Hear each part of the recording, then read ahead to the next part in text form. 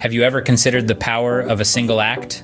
An act so profound that it echoes through time, altering the course of history forever? Today, we delve into the heart of such an act, as told in the 12th chapter of John from the New Testament. Picture this.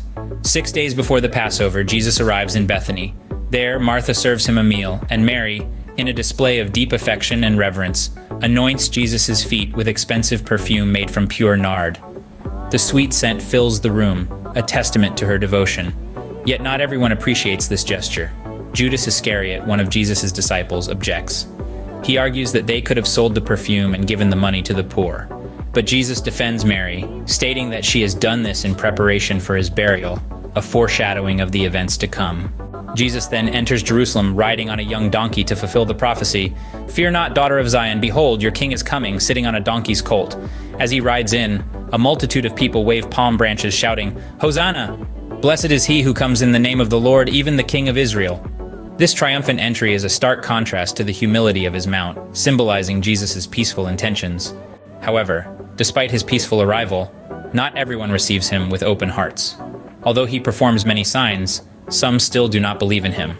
This disbelief fulfills the words of the prophet Isaiah, "Lord, who has believed our report, and to whom has the arm of the Lord been revealed?" Yet among the rulers, many believe in him, but out of fear of the Pharisees, they do not confess him, for they love the glory of men more than the glory of God.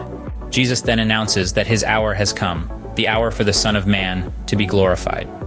He speaks of his impending death, likening it to a grain of wheat falling into the ground and dying to produce much fruit. He calls his followers to love their life less in this world, promising that those who serve him will be honored by his Father. In the midst of this, a voice from heaven speaks, confirming that God has glorified his name and will glorify it again. This voice, heard by the people, is mistaken for thunder or an angel.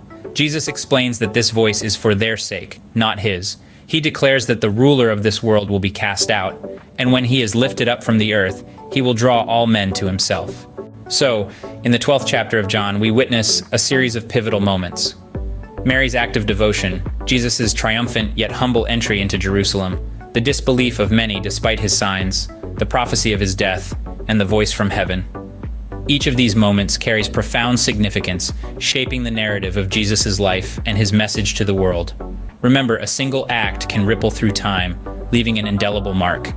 Just as Mary's act of devotion resonated with those in the room, so too can our actions resonate with those around us. As we reflect on this chapter, may we find the courage to act in ways that echo with love, kindness, and faith, just as Jesus did.